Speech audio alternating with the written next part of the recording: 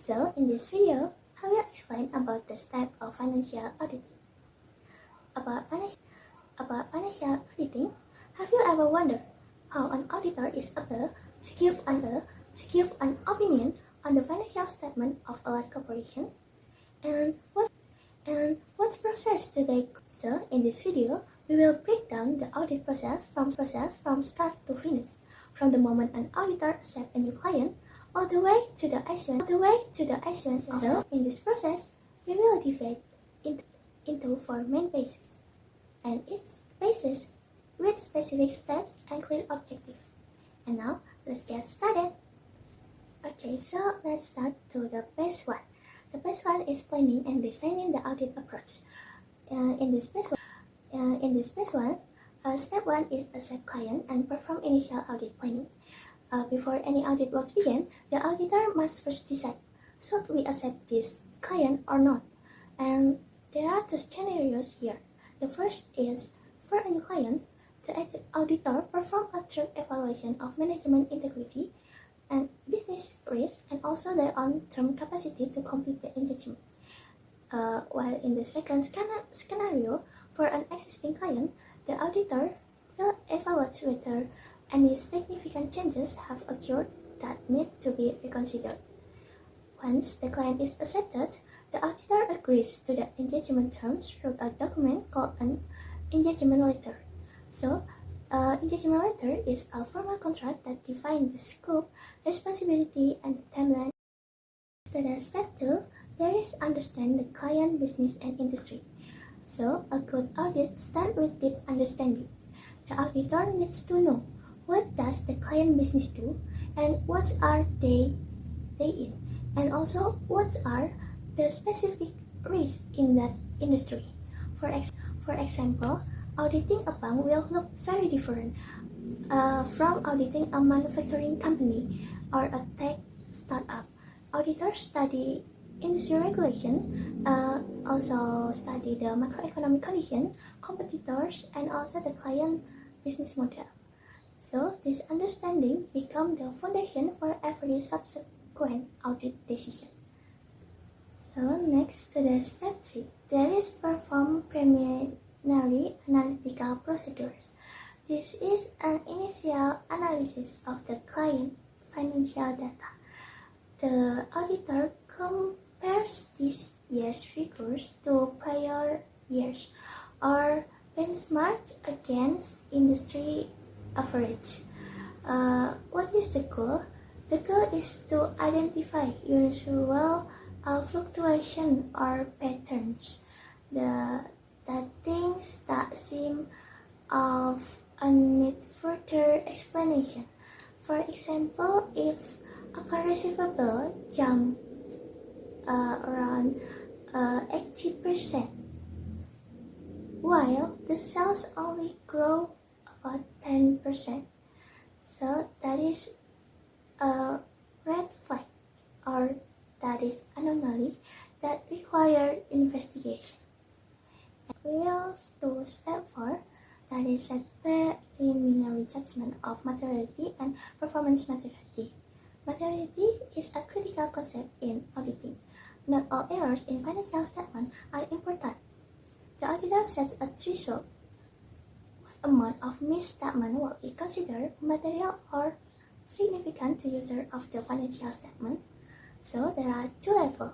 The first level is overall materiality, and the second is performance materiality. So overall materiality is the overall threshold for the financial statement, and performance materiality is a smaller threshold used as a guide when gathering evidence, providing a safety buffer.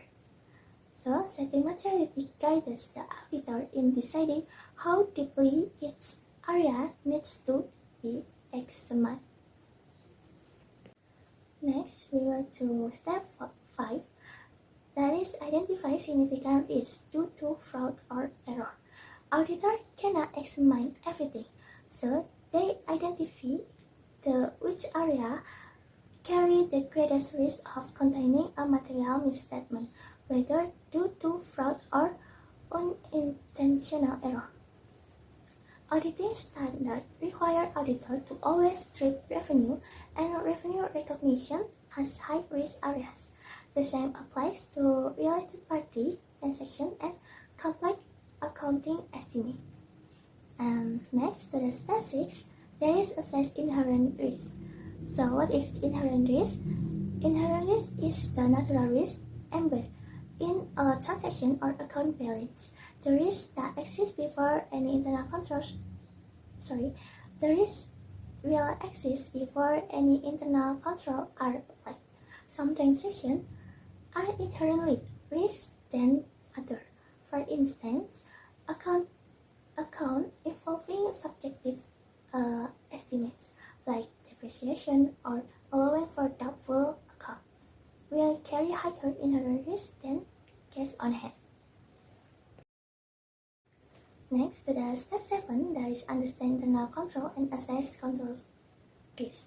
Internal control are the procedural system implemented by management to prevent and detect the error. So auditors need to understand the system in order to assess how effectively the company operates. And control risk is the risk that internal control fail to prevent or detect a material misstatement.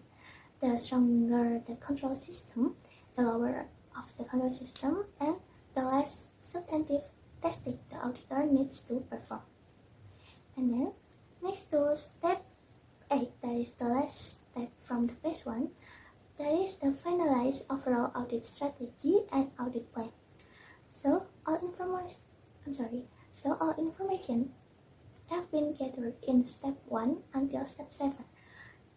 So now we will synthesize into one comprehensive document, that is the audit plan.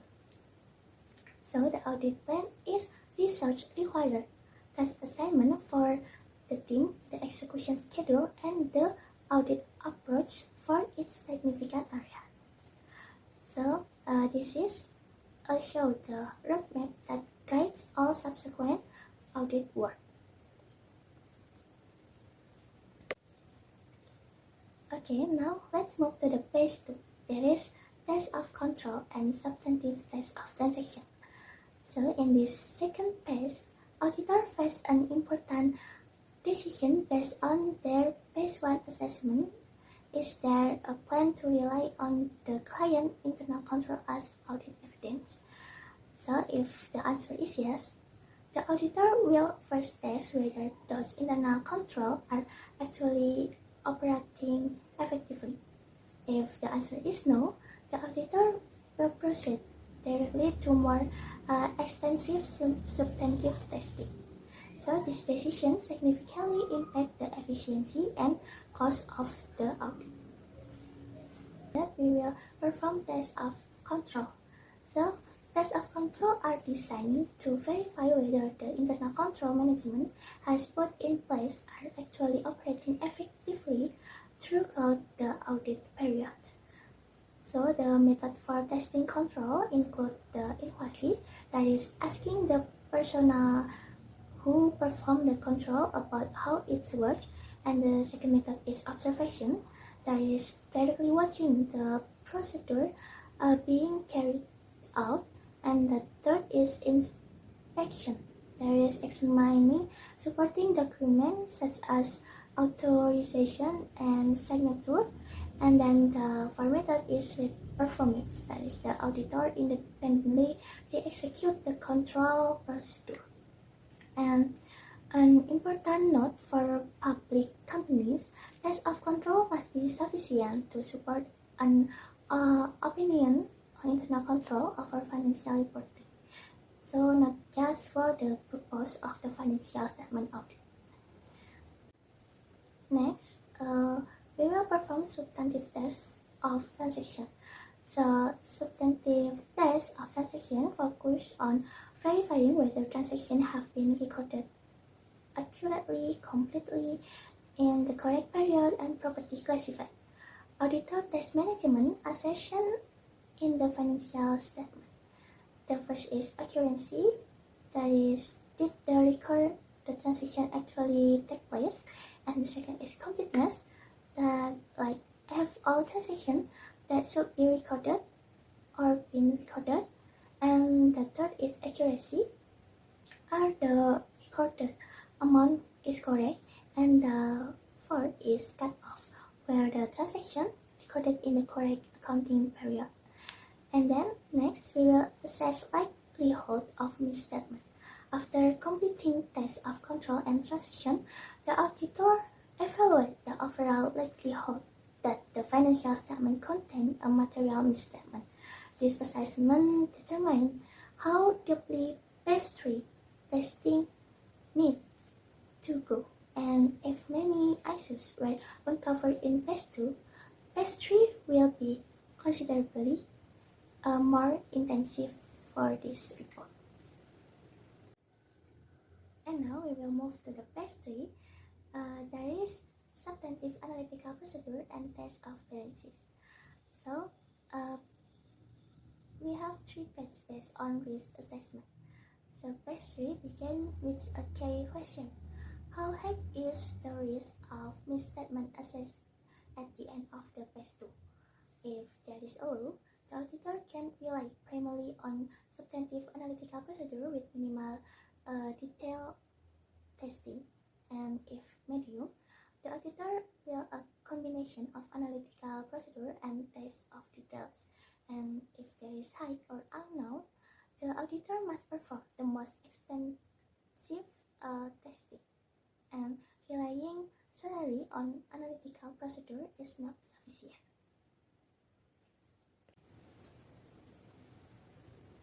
And then next we will perform substantive analytical procedure. Substantive analytical procedure are techniques that use expected relationship between data to detect misstatement. Example, an auditor calculate what revenue should be based on a unit sold multiplied by the average selling price. Then compare that to the recorded amount. If the difference is significant, if it warrants to investigation. Other techniques include financial ratio analysis, month-by-month comparison, and statistical regression for more complex data sets. And then after that we will perform test of key item. For certain account balances, auditor focus on items with high dollar value or those that inherent high risk, known as key item. For example, of 500 invoices, an auditor might select the 10 largest to examine in detail. This selection is not random, but it is based on professional judgment about which items are most likely to contain a material error. Next, we will perform additional tests of detail of balances. So this is the most in-depth testing in the entire audit process. Audit directly verify account balances on the balances through various procedures, including external confirmation, that is sending confirmation letter directly to customer, like for receivable, or bank, like for cash. Responses from independent third parties represent very strong audit evidence. And then physical inspection, that is for inventory, and the auditor will attend the physical stock, and they will count to observe and test the counting procedure with hand. And then next we will do forging and tracing. Forging is tracing from accounting record back to source document to verify the occurrence assertion. While the tracing, there is the revenue direction from source document to accounting record to verify the completeness. And the last is cut-off testing, that is examining transaction near the period end, and to ensure they are recorded in the correct accounting period. And the next we will document and evaluate finding. So this step, every finding from phase 3 is documented in detail, the audit working papers. And the audit will evaluate whether the misstatement identified or individually and in aggregate to exceed the materiality threshold established in phase 1. And then there is a last phase, that is phase 4, that is completing the audit and issuing the report. So the first step, we will perform additional tests for presentation and disclosure. At this stage, auditor verify whether the financial statement have been presented and disclosed correctly in accordance with the applicable accounting standard, like the IFRS or local GAAP. These include reviewing the notes to the financial statement, disclosed accounting policies, and comparative presentation. Are all required disclosure present and complete. And then the next stage, we have to accumulate final evidence. So before issuing an opinion, the auditor gather final required evidence.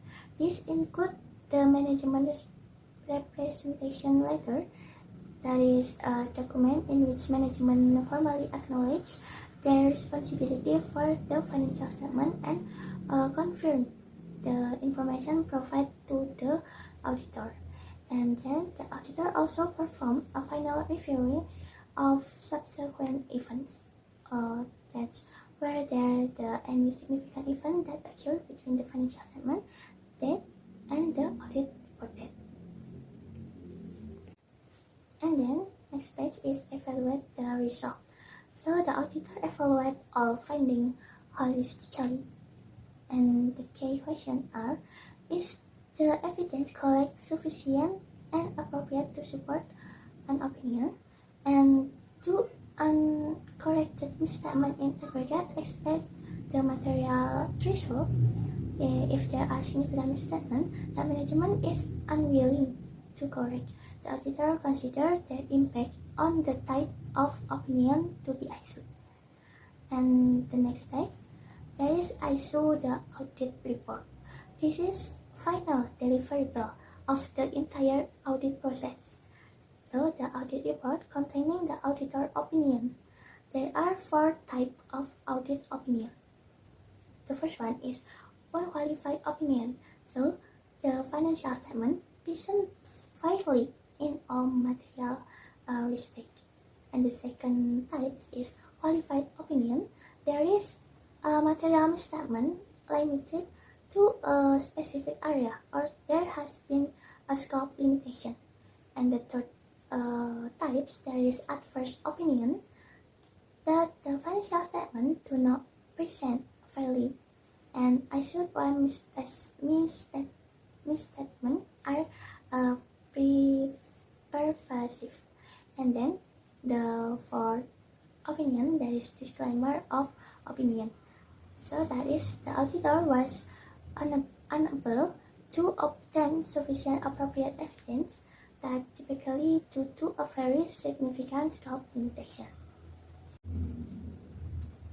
And that is the complete picture of audit process, from accepting a client in phase 1, performing tests of control in phase 2, substantive testing in phase 3, and all the way to issuing the report in phase 4.